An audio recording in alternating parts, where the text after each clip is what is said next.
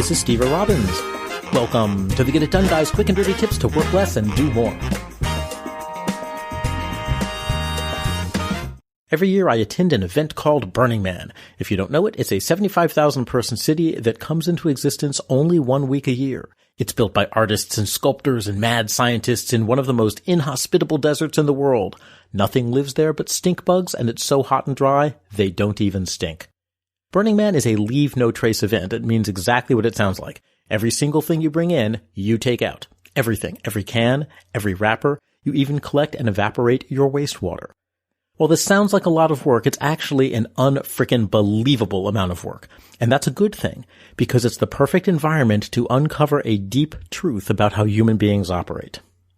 Humans have flow. When you're brushing your teeth, you have to put all of your attention on brushing, because how will you wet your toothbrush without getting any water on the playa? Where will you spit? How will you rinse your mouth? In daily life, we have sinks and plumbing to take care of all that, but at Burning Man, none of that exists. So you put your full attention on brushing your teeth. You think through every movement. You account for everything. You enter a state of flow. When we have to put our full attention on something, our brains quiet down. Everything goes away except that one thing, and we then do it and get it done, and we enjoy the process.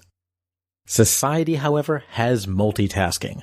And this state of flow, nothing could be further than that from how we live our lives in so-called civilization. We multitask. Yay! That means we try to split our attention between several things at once. And despite the ever-growing body of research showing that multitasking turns your brain into mush, many people still do it and are actually bizarrely proud of it. If you're one of those people, please check out the research. Short-term, multitasking turns you into mush. And long-term, they think it may actually broil the mush, causing it to permanently stick to the bottom of the pan. Ick. Multitasking causes delays. We multitask because we believe it will save us time, but really it won't. Let's say that twaddling an entire batch of turnips takes 60 minutes and mushing a can of tomatoes takes 30 minutes. If you multitask, you twaddle for 10 minutes, mush for 5, and repeat that over and over. You'll finish at minute 90. The turnips will be done twaddling at minute 85, and the tomatoes will be done at minute 90, and the whole time you are mentally flipping back and forth between the tasks. Instead of alternating, you could also just do all of the turnip twaddling together, and when you're done, do all the tomato mushing. The two together take 90 minutes.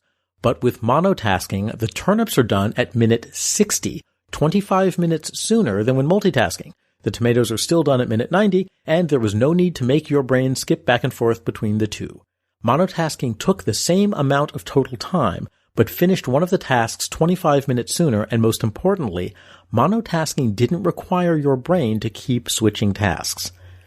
Monotasking promotes mindfulness. Eliminating the back and forth of the task switching is really key. It lets your brain focus on one thing and one thing only, the thing that's right in front of you. You'll be able to bring 100% of yourself to the problem at hand, and without thrashing back and forth, you'll be able to notice if you get off track and make schedule or scope adjustments as you need them. When you're being mindful, your nemesis is, paradoxically, free time. Projects have delays. Sometimes you have to wait for someone else to provide input or for something external to happen, and it's during those gaps that you will be the most tempted to start working on a different project. After all, you have all this free time, right? Wrong. Because if you switch from twaddling to mushing because you're waiting for your turnip twaddler to be done in the dishwasher, then when the dishes are done, you're deep into tomato mushing. You'll probably stall your twaddling until your mushing reaches a natural pause, at which time you have to wash off all the tomatoes and then dive back into turnips. When your top priority project has a pause, stop. Don't just jump into something else. Instead, take the time to be present with the project that's paused. How's it really going? Are you on schedule? Is it meeting the need that it's supposed to fill? These gaps are where you'll be creative. You'll daydream. You'll connect disparate ideas and come up with flashes of insight. You'll spend some time being instead of doing, but only if you let yourself. After sitting with the project for a bit, it is okay to consider working on your number 2 project to fill the time. And when your top priority project resumes, immediately stop working on the filler project and return to your top priority. This is mindfulness in the heart of multitasking. Be there with one thing. Be calm. Be reflective. When you put your focus on one thing and one thing only, you'll do a better job. You'll have more control over your emotions and your mental state. You'll get more done, and you'll get it done sooner.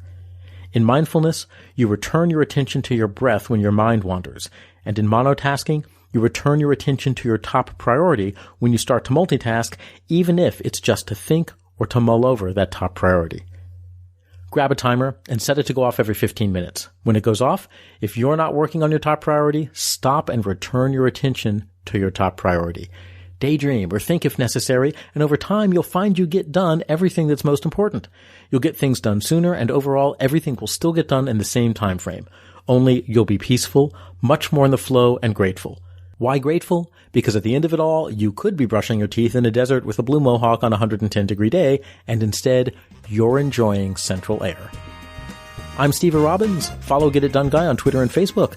If you have projects that are stalled or taking too long, check out a Get It Done Group accountability group. Learn more at steverrobbins.com or join my personal mailing list by texting Get It Done to 33444. Work less, do more, and have a great life.